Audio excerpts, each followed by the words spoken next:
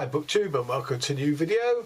Today is the 4th of July, US independence, but also the UK general election.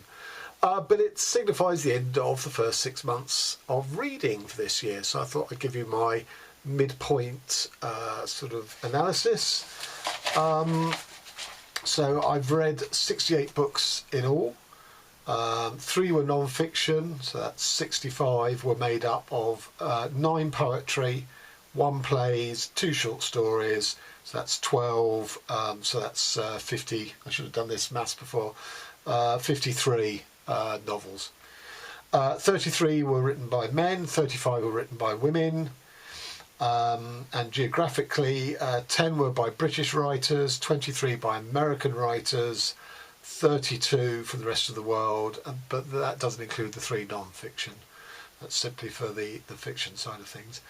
And in terms of more specific drilling down on where those books came from, there was 1 book from the continent of Asia, which was from South Korea. From the North American continent, obviously not including US books, 4 were from Canada, 1 was from St. Lucia, and 1 from Puerto Rico. And from Latin America, there were 7 in all, 3 from Argentina, 2 from Brazil, 1 from Uruguay, 1 from Colombia. And that leaves 18 from Europe, which is 3 from Italy, 2 from Ireland, 2 from Spain, 2 from France, 2 from Norway, 2 from Russia, Switzerland, Portugal, Ukraine, Armenia, Bulgaria all had 1 book each. In terms of the authors or the themes of the books, the overriding themes of the books, 7 were LGBTQ plus authors or main content, as I say. 4 were writers who were persons of colour or First Nation. And in terms of my ratings, I gave 15 5 stars, 23 4 stars, 23 stars, 9 2 stars, and 1 1 star, which was my most recent review. So there's not much point sort of doing a top 10 because I only had 15 5-star reads in all, so that would be most of them. You can go onto my Goodreads page and see my ratings, or you can scroll back on my videos. They are all timestamped per each individual book. If there's one you want to look at specifically, if you're interested in the 5-star review books. Now, in terms of the rest of the year, books that I absolutely want to get to that I already own. So from not a week tomorrow, one of my regular commenters, Bob Black, and I will be buddy reading Mircea Cartarescu's Solenoid, a very serious book. And then I think I will show you my to be read pile.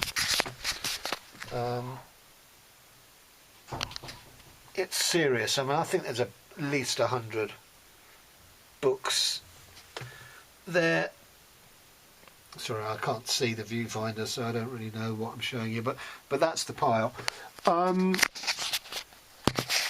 But the only ones I definitely want to get to, apart from Solenoid, so Javier Marais' Thomas Neverson, which came out last year. I couldn't afford the hardback, it was too expensive, so I waited for the paperback, but quite a chunky book.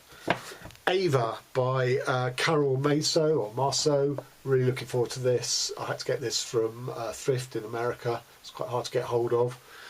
And finally, My Work by Olga Ravin, which I thought was going to get onto the Women's Prize, or maybe did, I can't remember. Anyway, but I really liked the first book of hers I read called The Employees, which is sort of sci-fi.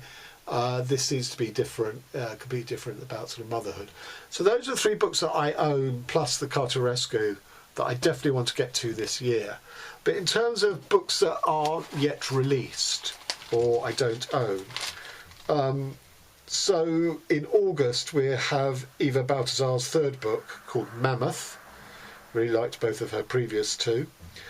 In October we have Laszlo Krasznahorkai, Hungarian author, his book called Hersht 07769, which I've been told, and the reason I've sort of pre-ordered this, it's a bit like sort of Terminator, which I find fascinating because I've only read one Krasznahorkai book and I didn't really get on with it. So I'm intrigued to see how this one fares. And then in December we've got Pupo Misagi's book Sound Museum, which I'm really looking forward to. She wrote, I think it was called something like House Number One, which was in my top 10 or my top reads of last year. If I remember, I'll post the link to my review of that book. So I'm really looking forward to those.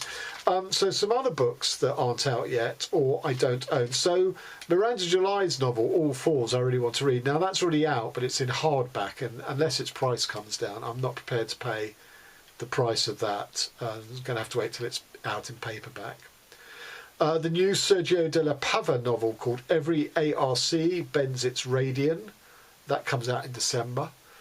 He wrote The Lost Empress and Persona and A Naked Singularity, a very fine writer. The new Houellebecq comes out in September called Annihilation. There's always a delay on Houellebecq books because, of course, they have to be translated.